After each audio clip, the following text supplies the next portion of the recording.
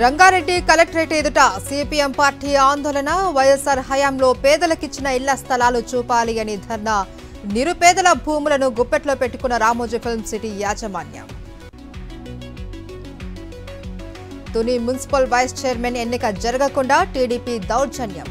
Chairman సుధాబాబు ఇంటి వద్ద వేలాదిగా మోహరించిన పచ్చ గూండాలు. టీడీపీకి వంత పాడుతున్న పోలీసులు. పలువురు వైఎస్ఆర్సీపీ నేతల అరెస్ట్. ఏపీలో రెడ్ బుక్ రాజ్యాంగం నడుస్తోంది. టీడీపీకి ఒక్క కౌన్సిలర్ లేకున్నా పోటీకి సిద్ధమైంది. రేపు చలో తునికి పిలుపునిచ్చిన మాజీ మంత్రి దాడిశెట్టి రాజా. పల్నాడు జిల్లా పిడుగురాలలో ప్రజాస్వామ్యం ఖూనీ. టీడీపీ ఎమ్మెల్యే ఎరపతినేని శ్రీనివాసరావు అరాచకం. బలం లేకపోయినా వైస్ చైర్మన్ పదవి కోసం పోటీ. టీడీపీ పూర్తిగా దిగజారుడు రాజకీయాలకు పాల్పడింది. కూటమి ప్రభుత్వంతో ప్రజాస్వామ్యానికి ఆపద వచ్చిందన్న కాసు మహేష్ రెడ్డి. కూటమి నేతలు బరి తెగించి వ్యవహరిస్తూ ఉన్నారు. పిడుగురాళ్ల తునిలో టీడీపీకి ఒక్క కౌన్సిలర్ లేడు.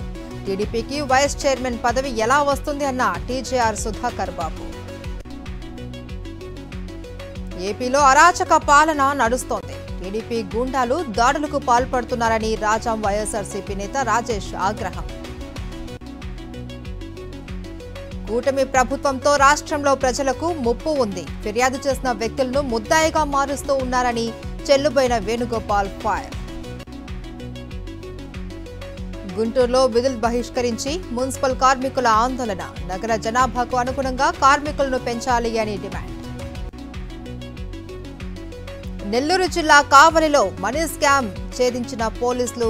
సుబానీ సహా అతని అనుచరుడు అరెస్ట్. 6 కోట్ల నగదు సీజ్.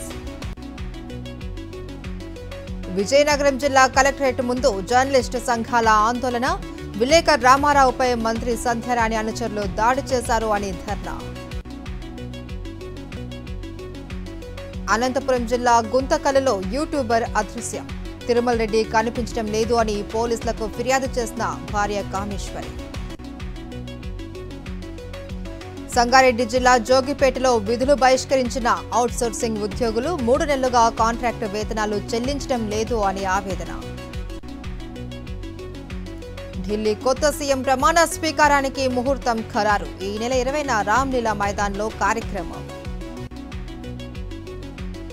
ఢిల్లీ నుంచి ప్రయాగ్రాజ్కు 5 ప్రత్యేక రైళ్లు. ప్రయాణికుల రద్దీని నియంత్రించేందుకు అదనపు రైల్వే పోలీస్ బలగాలు. ఢిల్లీతో పాటు ఉత్తరాది రాష్ట్రాలలో భూకంపం. రిక్టర్ స్కేల్పై తీవ్రత 4.3గా నమోదు. ఇళ్ల నుంచి బయటకు పరుగులు తీసిన ప్రజలు. నష్టాల్లో ట్రేడ్ అవుతున్న స్టాక్ మార్కెట్లు. సెన్సెక్స్ 100, నిఫ్టీ 20 పాయింట్లకు పైగా లాస్.